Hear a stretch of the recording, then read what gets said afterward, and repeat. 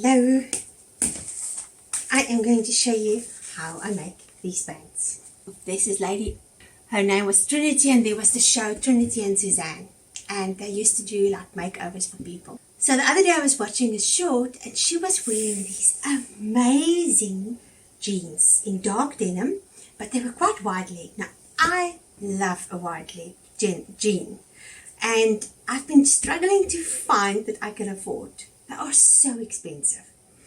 And I've been looking at it and I thought, you know what, I can actually make it. I have this pattern.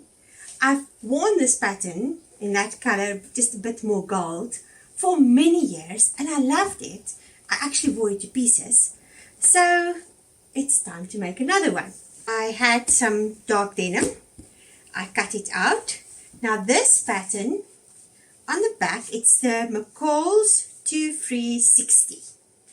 And I have it in large, and I know it fits me. I've measured it. So I made the band. It had a straight band, so that's one change I've done. I have cut out a curved waistband. There it is. And then also at the back, it just says darts. And I've decided that I don't want it to have darts. I want it to look like real denims. So I adjusted the pattern and I cut out this in the back. And I also changed the pockets. This is the inside pockets, like that. The pockets was quite short, and I like a deep pocket. So I will adjust that. So this was quite a big pocket. Now I know on hers, her pockets came down quite low, but I've changed my pocket, and it's going to be about that big, that high, and not as wide. I find if it's too wide, then it doesn't look so nice, especially if you're bigger than like me. So the other thing I've also done is I'm going to use bias binding on the waistband. I love it when you turn in the side out a pair of jeans or something that you've made, and there's this beautiful bias binding. So I cut out some bias binding in the same fabric as this.